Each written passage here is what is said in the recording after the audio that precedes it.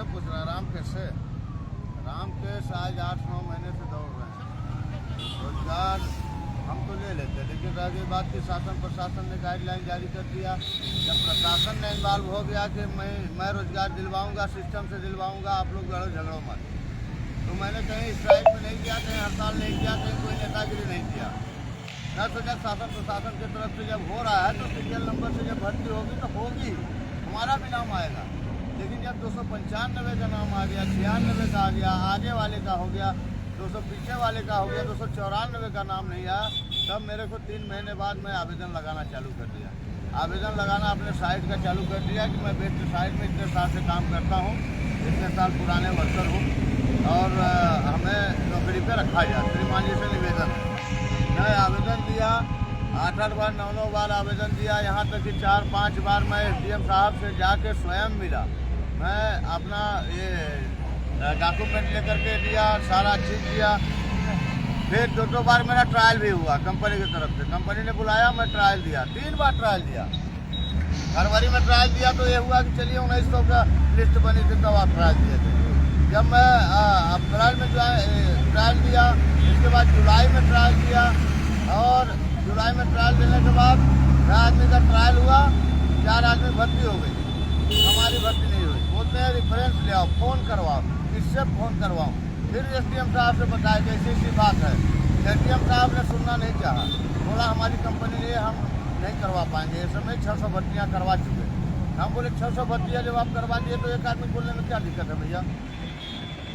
एक आदमी तो बोल नहीं पा रहे हैं, 600 भर्तियाँ करवा रहे हैं आप, बोला 600 का दावा कर रहे हैं आप। तो 600 नंबर हमारा किसी तरफ से भी आता, उल्टा से भी आता तो भी मेरा नंबर आता, सीधा से भी आता तो भी मेरा नंबर आता। 294 का नाम नहीं आता है क्या उसमें?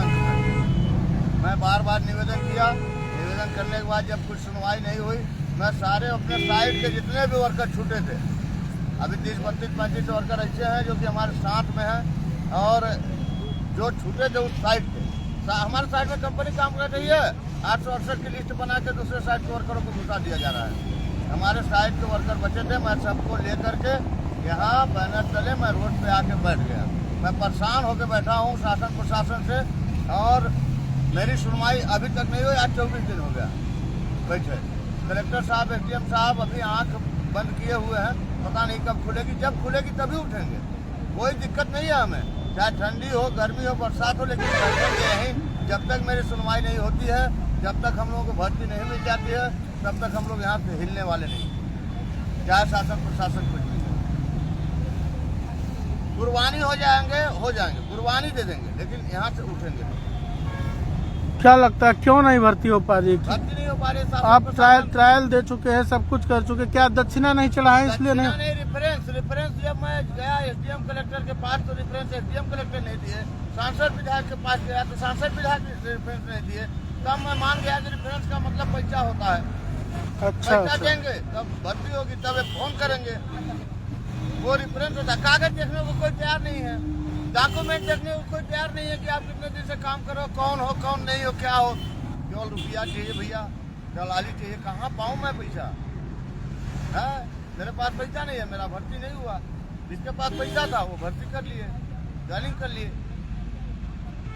ठीक पैसे का खेल चल रहा है सिंगरौली में। चलिए, तो ये मुद्दा प्रशासन भी जुड़ा हुआ है, सब लोग की मिली भगत के चलते काम नहीं हो पा रहा। ये चीजें तो हर कोई जान रहा है कि जब 294 नंबर 600 से पहले आता है तो खुद SDM साहब ने और कलेक्टर साहब ने ऐसा नीति बनाई थी, तो अपने ही आदेश को नहीं पालन कर रहे हैं। मैं जान रहा हूँ मजबूरी क्या है। मजबूरी ये है कि दलालों ने और जो इस कारोबार में, युवाओं के रोजगार के कारोबार में जो अवैध रूप से कमाई करने वाले लोग हैं, उन्हें ये बात रास नहीं आई है, जिसके चलते प्रशासन भी निर्णय नहीं ले पाया। प्रशासन को सख्त होकर के इन कंपनियों की सारी के सारे भर्तियों को निरस्त करके सुभाष कंडोई कंपनी को ब्लैक लिस्ट करनी चाहिए, और यहाँ से इस कंपनी को भगा करके, अगर कोई युवा देख रहा होगा ये वीडियो और अगर उसे रोजगार की अपेक्षा है, कोई वीडियो देख रहा होगा, तो आप सोच लीजिए कि इसी तरह भर्तियां हुई हैं। फर्जी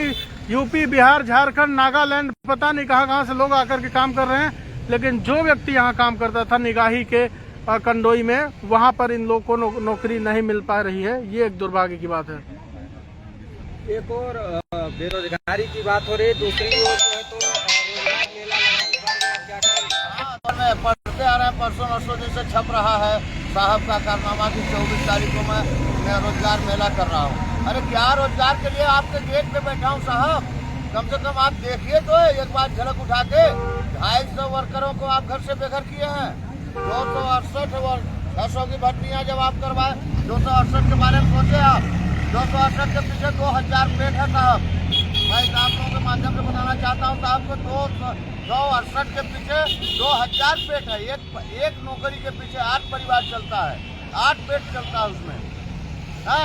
आपको सोचना चाहिए पहले कि रोजगार मेला क्यों लगा रहे हैं। रोजगार के लिए हम लोग धरना पे बैठे हैं आपके गेट पे। पहले एक झलक उसके पे शर्म आनी चाहिए आपको। आप कुर्सी पे बैठे हो, हाँ, हम यहाँ के नागरिक हैं, हम अपने अधिकार के लिए लड़ रहे हैं। आप कुर्सी पे 2 साल 4 साल के लिए आए हो, नियम नहीं बदलने देंगे साहब। कुर्बान हो जाएंगे तो हो जाएंगे, आने वाली पीढ़ी को दलदल में नहीं जाने देंगे हम। ये मेरा दावा है, चाहे जो भी करना पड़े, करूँगा।